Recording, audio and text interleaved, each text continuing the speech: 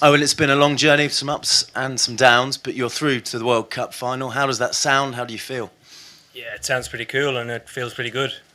I think the performance in the last three games, I think we've got better and better as a group.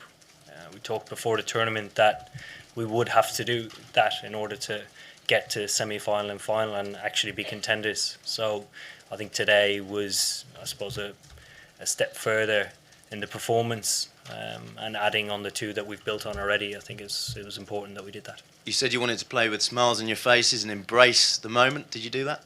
I think we did, absolutely. Everybody out there on the field and even in the change room loved every ball that was bowled. There was no lack of commitment, application, and we had a bit of a day out, which is it's cool when it happens like that, particularly when the bowlers bowl like that. It's awesome.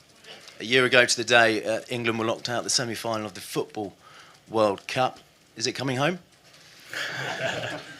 Wouldn't get too carried away yet. It's obviously a very exciting time for everybody, and ourselves included. I think giving ourselves the opportunity for Sunday's final is brilliant. We'll be giving it everything we can in order to try and win that game. And just finally for me, Jason Roy, obviously very disappointed with his dismissal. Is there any danger that he could be banned for the final? I doubt it. I actually didn't see exactly what happened. I was on the toilet, ironically. So I've heard what happened, but I can't imagine it would be. No. We'll go to our left. Owen, it's unlikely that you would have had to endure any of these horror movie semi-final defeats that everybody talks about in England in the 90s and the 2000s. So do you understand this whole apprehension and cynicism around England about knockout games at all? I think we're quite cynical people who never quite give people credit when it's due. There's always a different side to it. We grow up around it, it's the way we are, and we sometimes enjoy it too much. I think us as a team, we've learned to enjoy ourselves, particularly days like this, even if they don't go well.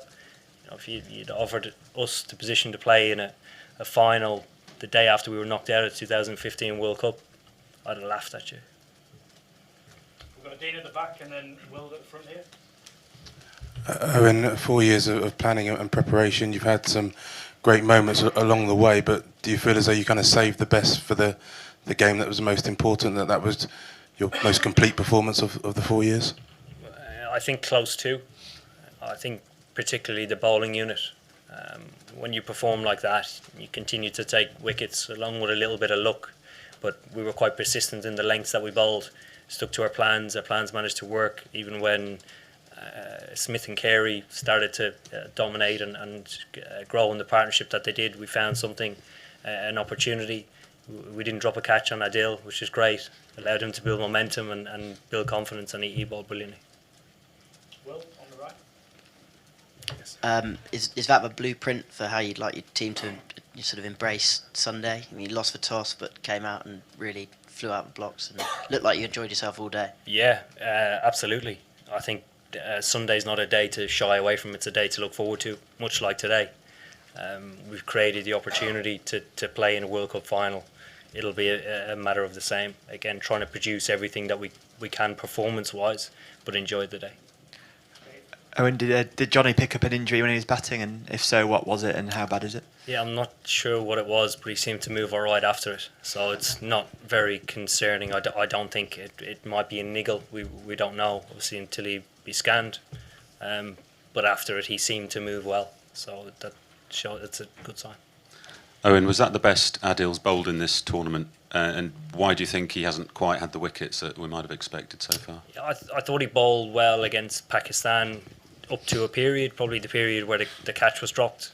That obviously gets you down a little bit as a bowling unit. I don't think we fielded well and supported him within the group. And today I thought we did really well. The pitch offered a little bit, but his variation I thought was brilliant. Right, the final's going to be on free-to-air TV. The whole nation's going to be behind you at last. It feels like. How exciting is that as a personally and as a team? Very cool, particularly given 2005 Ashes for me was sort of the day cricket became cool. throughout the whole summer. The day was on the front and back page of every newspaper going around. Everybody was talking about it, and that is really good for the game. And it's the game I love, so it's great news that it's on free to air. On Adelaide 2015 and now Edgbaston 2019, could you please talk about this turnaround, or I should rather say the renaissance in English white ball cricket in these 4 years, for you as a captain personally and as a team? Yeah, it's been in process for the last 4 years. In 2015, we were way off the mark. We struggled against the top teams and actually the teams that sat below that. So there was quite a drastic change in the way that we played and the way that we looked at playing our 50-over cricket. That has worked out extremely well for us, and given the support that we've had throughout the ECB, the backroom staff, as players, we've taken that, I suppose, as far as we can so far. When television cameras appear to show that in the England dressing room there was a large board with sort of signatures and messages, were they personalised? Would you be able to talk us through those? Yeah, so it's quite, I'm trying to think when it was. Before the Pakistan series, myself and the head coach went into the ECB offices and did a live stream Q&A with sort of an internal one with all the ECB staff, either watching online or in a room at one of the Lord's stands. It was an opportunity for us to launch a marketing campaign, answer questions, but also unite us a little bit. 50-over cricket has always taken a back seat to T20 cricket and particularly Test match cricket. So involving everybody, making sure they appreciate the work that they do behind the scenes is extremely important for us, because particularly the social media stuff and all the online stuff, the guys absolutely love it, particularly the young guys. So we launched the Express Yourself campaign that day, and it went really well. So they gave us the big cardboard cutout of Express Yourself. We signed it, absolutely everybody signed it, and then basically said thank you in their messages and sent a picture, and that will be going back to the ECB offices at the end of the tournament. So it's like a thank you from you and the team to the ECB? Absolutely, yeah. Julian. Yeah. Owen, did you have a chance to see any of them New Zealand's win over India, and what are you expecting from them on Sunday? Yeah, I did. I watched actually most of it right up until I suppose we trained yesterday. A great game of cricket. I thought India were completely done and dusted after the early wickets that New Zealand took. They bowled extremely well and took their opportunities. I think New Zealand throughout the whole tournament have been probably the hardest side to beat and the best side in the group stages. I think their performance in the semi-final was probably their best. They're going to be a very difficult side to beat on Sunday. So yeah, we're looking forward to it. Stefan, we'll take a few more. Stefan here. You talked about how good it is that the final's going to be on free-to-air television. Is there an awareness from you and the team that what you've done today and what you might do on Sunday is bigger for the game in this country than just you lifting the World Cup? I don't think there will be an understanding of that until probably after the tournament, and even then it'll take some time. You know, when guys go home in various pockets during the tournament, they sort of get a glimpse of it. Maybe being recognised more than they would. I think that's probably going to step up quite a lot when guys go home at the end of the tournament. How important was it to stay calm after that loss to Australia earlier in the tournament to sort of keep the confidence there? And I suppose, like, was there anything that you picked up from that game specifically in terms of how to beat them, you know, plans for bowlers or batsmen or anything like that? Not really. We know each other inside out as a team.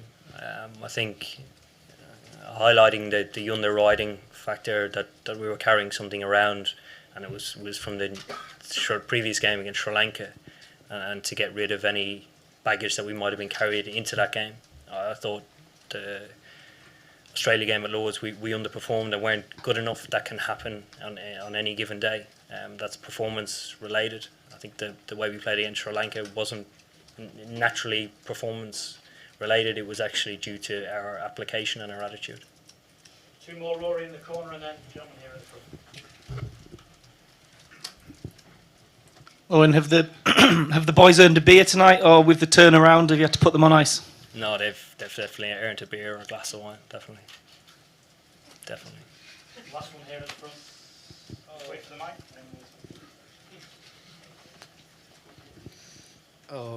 The way you guys thrashed Nathan Lyon and Mitchell Stark, does that give you sort of special satisfaction considering they're top class bowlers who have troubled your team and possibly every team in the world in the past? They're a very strong side with a lot of top class bowlers. Obviously, Stark's had a very good tournament, and Nathan Lyon's an exceptional Test match bowler that can have a good day any day. I think the way that we took advantage of conditions, we batted well on a very good batting wicket.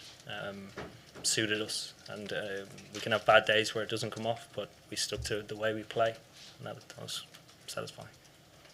Thank you.